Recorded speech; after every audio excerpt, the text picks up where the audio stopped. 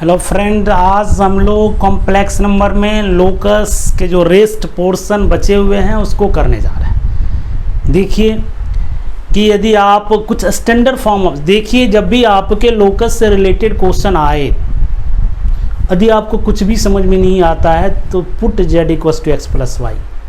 यदि समझ में आता है तो अच्छी बात है। तो देखिए, देखते ही आप कैसे बोलेंगे स्ट्रेट लाइन का इक्वेशन होगा। तो देखिए 2D में स्ट्रेट लाइन का इक्वेशन क्या होता है, ax plus b y plus c equals to 0।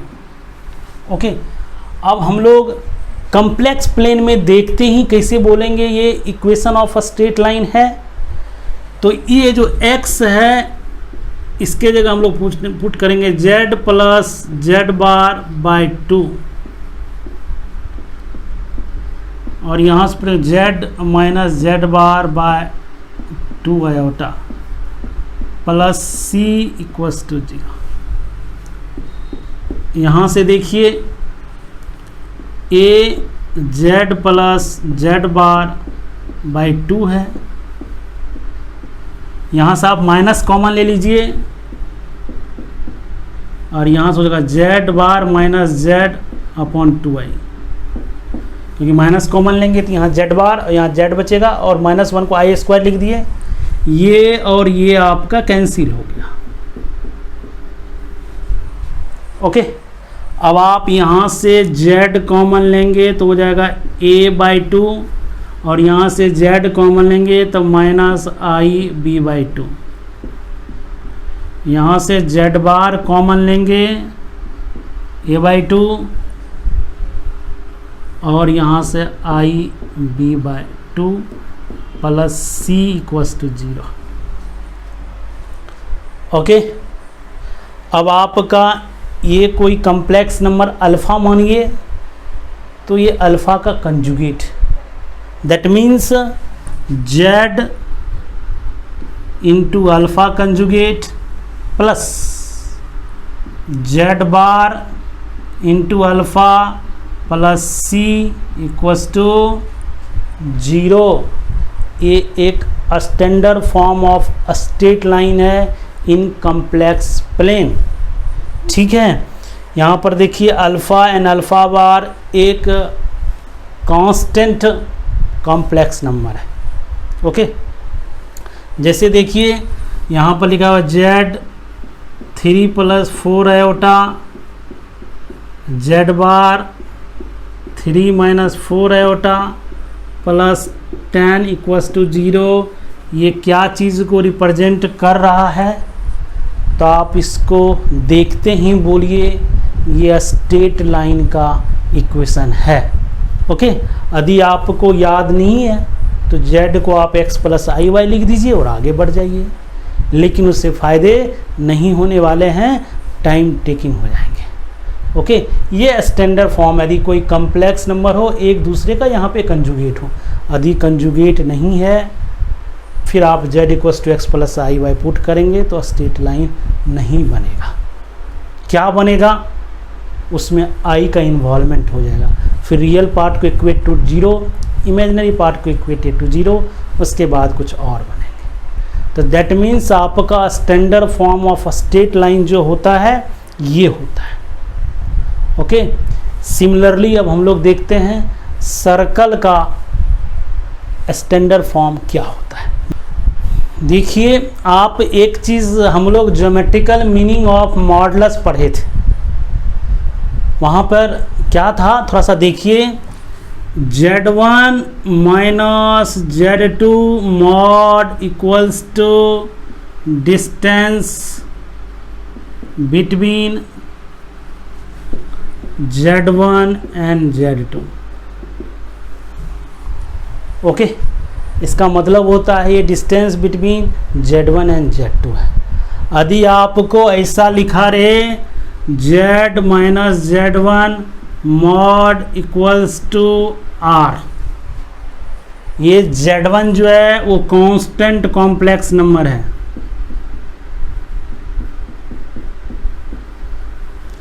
ये Z1 जो है वो आपका कांस्टेंट कॉम्प्लेक्स नंबर है, कांस्टेंट कॉम्प्लेक्स नंबर। अब आप देखिए अकॉर्डिंग टू क्वेश्चन कह रहा है Z इज मूविंग पॉइंट्स, और जो आपका Z1 है ये कांस्टेंट है। दैट मीन्स ये कोई पॉइंट्स यहाँ पे है Z1, और Z एक ऐसा पॉइंट्स है जो हमेशा इस Z1 से R डिस्टेंस पे है। ओके, दैट मीन्स ये सर्कल को रिप्रेजेंट कर रहा है। ये रहा आपका standard form of circle. Okay, ये रहा आपका स्टैंडर्ड फॉर्म ऑफ सर्कल, जिसमें आपका सेंटर है Z1 और रेडियस क्या है, रेडियस है R के बराबर। यदि आपको, ये तो स्टैंडर्ड फॉर्म है, जिस तरह सर्कल का स्टैंडर्ड फॉर्म होता है x² + y² = a²। अब देखिए जनरल फॉर्म को कैसे रिप्रेजेंट करते हैं, तो देखिए आप 2D में बोलते हैं x² + y² + 2gx + 2fy + c = 0। इसको बोलते हैं, इसका सेंटर g -g, -f है, और रेडियस √g² + f² - c है। आपको general form of complex plane में दिखना है, तो देखिए कॉम्प्लेक्स प्लेन में कैसे दिखता है। ये आपको स्ट्रेट लाइन की तरह बिहेव कर रहा है। इसको लिखिए z × अल्फ़ा बार z बार अल्फ़ा + c, और ये x² + y² जो है वो है आपका mod z का होल स्क्वायर। आप इसको लिखिए z × z बार। ठीक है, अब आप इस दोनों से z कॉमन ले लीजिए, तो यहाँ हो जाएगा z + z बार, सॉरी z बार + अल्फ़ा बार।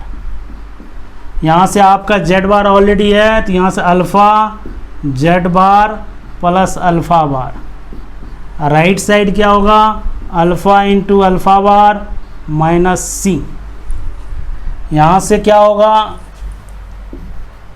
z बार + अल्फ़ा बार z + अल्फ़ा, वहाँ से हो जाएगा mod अल्फ़ा का होल स्क्वायर -c। ओके, अब आप इस चीज़ को लिख सकते हैं z + अल्फ़ा का z mod z का होल स्क्वायर दिस, क्योंकि z × z bar mod z का होल स्क्वायर होता है, तो ये जो है z + alpha mod whole square = mod alpha - c।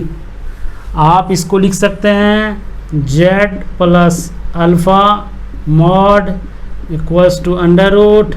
√अल्फ़ा² - c।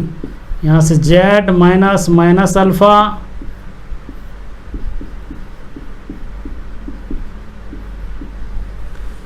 Okay. अब ये रहा आपका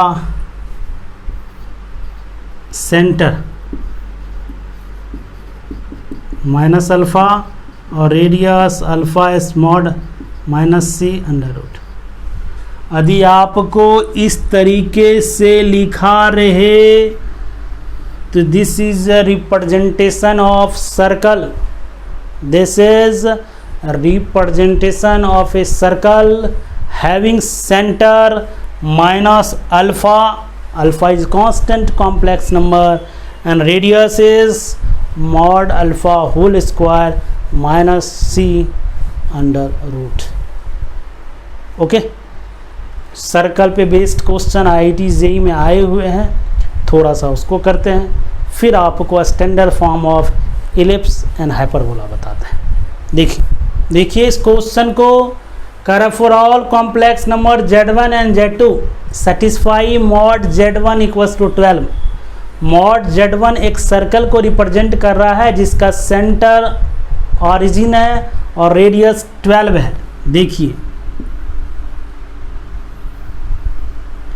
ये आपका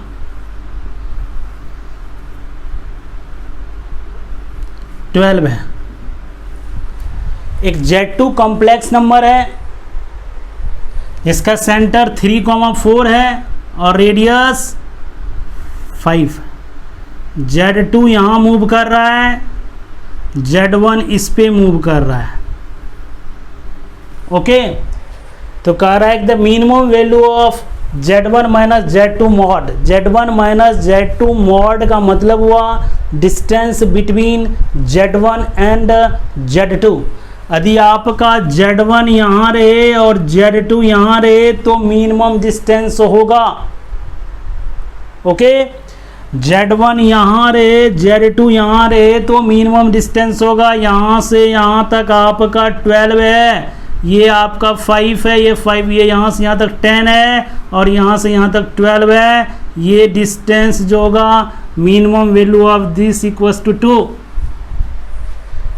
Z1 यहाँ मूव कर रहा है और Z2 इस पे, यदि Z2 यहाँ रहे और Z1 यहाँ रहे तब ये मैक्सिमम वैल्यू ऑफ दिस होगा, तब जाकर आपका 22 हो जाएगा। ये 10 है, ये 12 है। That means minimum value of this is 2 and maximum value of this is 22। One more question based on concept.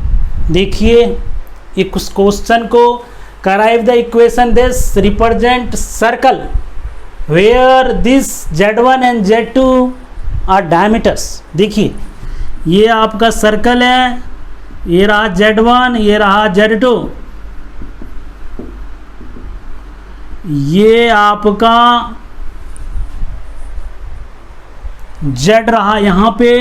ये हमेशा का हमेशा 90 डिग्री का फॉर्मेशन करेगा।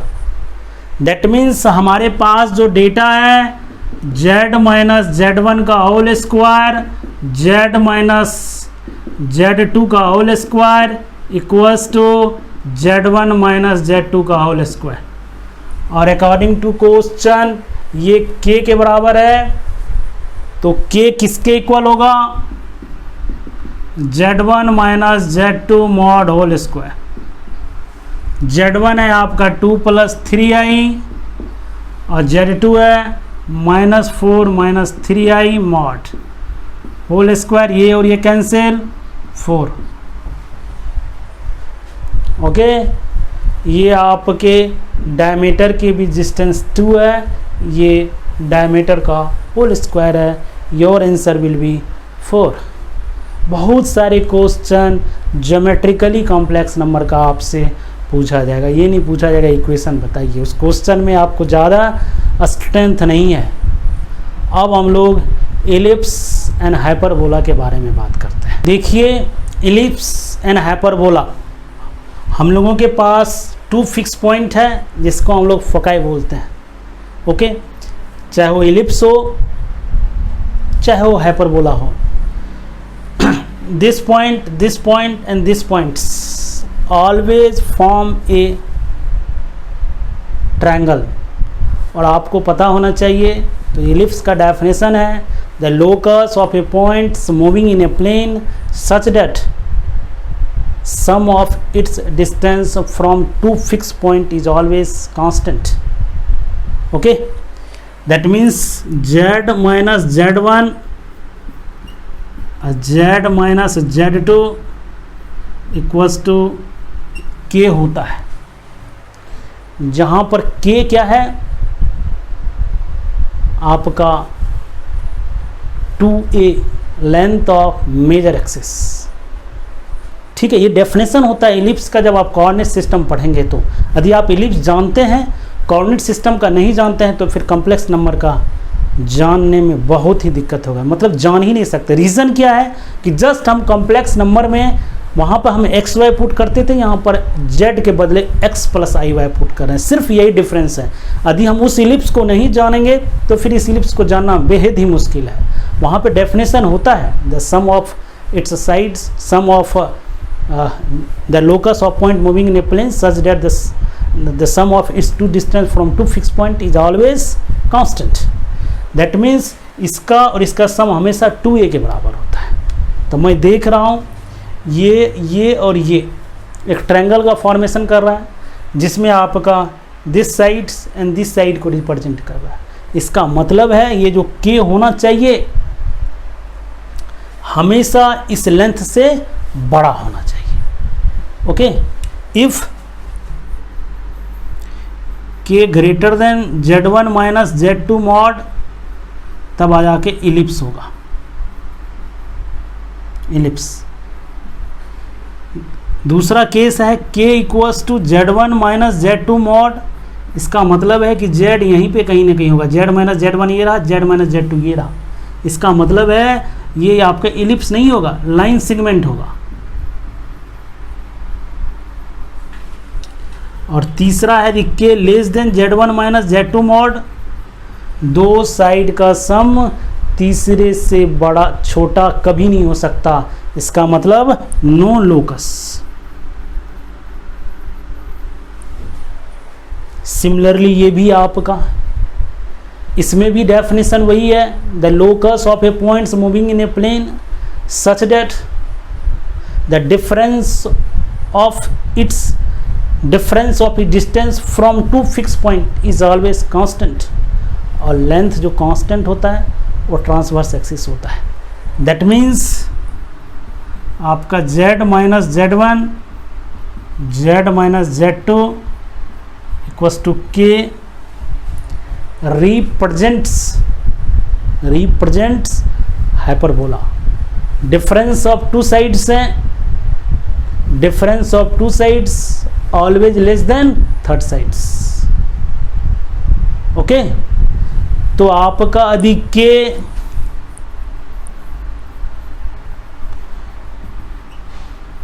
Difference of two sides always less than third side, ये हमेशा हाइपरबोला होगा।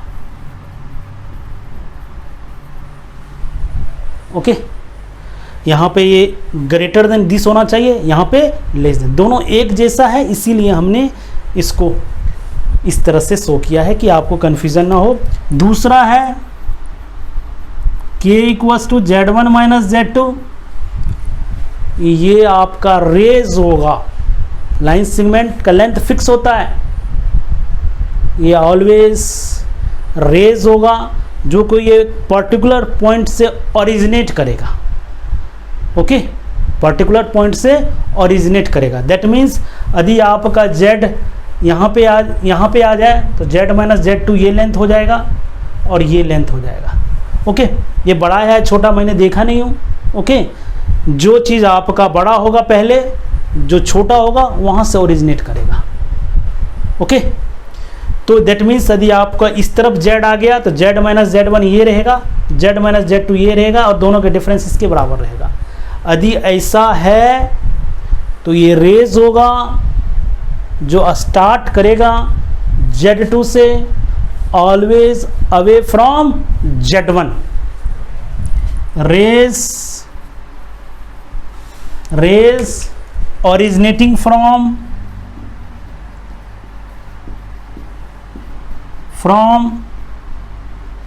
z2 away, always away from